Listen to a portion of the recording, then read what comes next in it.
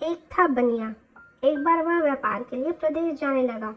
जाते जाते अपनी पत्नी को बुलाकर उसने कहा, मैं प्रदेश जा रहा हूँ, तुम अच्छी तरह रहना, बच्चों को भी संभालना और अपनी सास का भी अपने बच्चों की तरह ही देखभाल करना।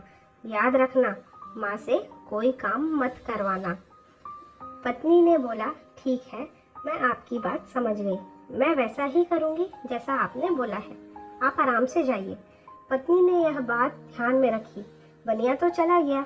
पत्नी ने दूसरे ही दिन माँ जी से कह दिया, माँ जी, आपके बेटे मुझसे कहकर गए हैं कि माँ को अपने बच्चों की तरह संभालना और उनको कोई काम मत करने देना।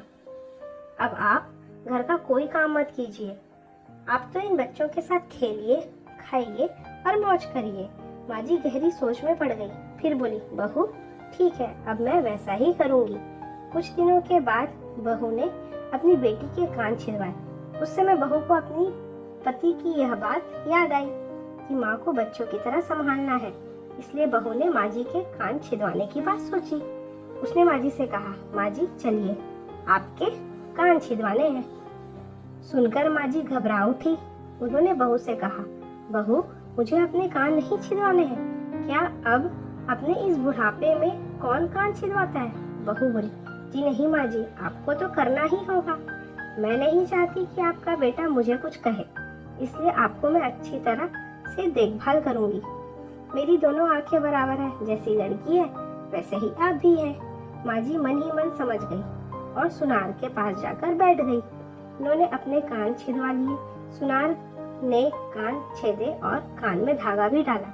बहू जिस तरह रोज रोज लड़की के कान में तेल लगाती थी, उसी तरह माँ जी के कान में भी लगाती थी। थोड़े दिनों बाद बहू ने अपने बेटे के लिए बाली बनवाई तो उसे अपने पति की बात याद आई। फिर उसने माँ जी के लिए भी बाली बनवाई और कहा, आपको यह बाली पहना दूं? माँ जी ने कहा, बहू, मुझको बाली क्यों पहनाती हो? मैं बूढ़ी हूँ, मुझे इसकी जरूरत नहीं। बाली तुम अपनी बेटी को पहनाओ, मुझको नहीं पहननी।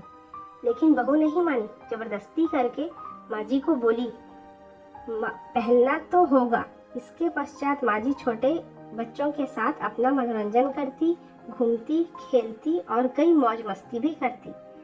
बहू ने एक बढ़िया दिन देखकर अपने बेटे को नाई से चोटी रखवा ली। फिर बहू को माँ जी की बात याद आ गई।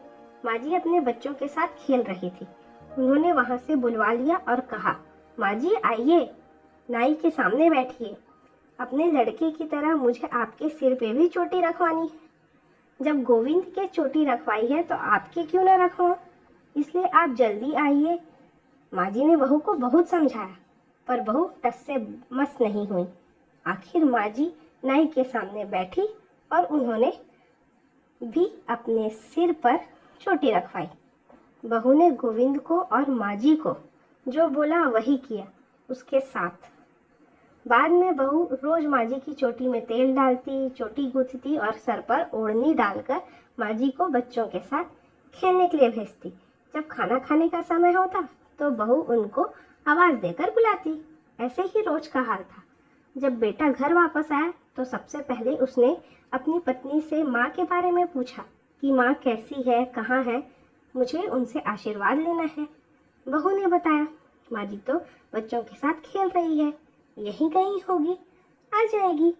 बेटे ने पूछा, क्या कहती हो, माँ गली में खेलने गई है? गली में तो बच्चे खेलते हैं, क्या बूढ़ी माँ कहीं खेलने जाती है? बहू ने कहा, मैं तो माँ को खेलने भेजती हूँ।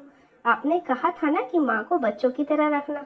मैंने तो लड़की की तरह ही माँ के भी कान छिदवाए, कानों में बालियाँ पहनाई हैं। जब लड़के की चोटी रखवाई तो मैंने माँ की भी चोटी रखवा ली। जब मैं सबको खेलने भेजती हूँ तो माँ को क्यों ना भेजूं? मुझको सबके साथ साथ एक सा व्यवहार करना चाहिए। पति समझ गया कि उसकी मूर्ख स्त्री की अकल का दिवाला निकल गया। बाद में पति के कहने पर बहू ने माँ जी को बुलाया।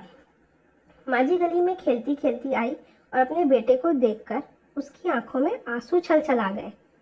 माँ की हालत देखकर बेटा भी दुखी हो उठा।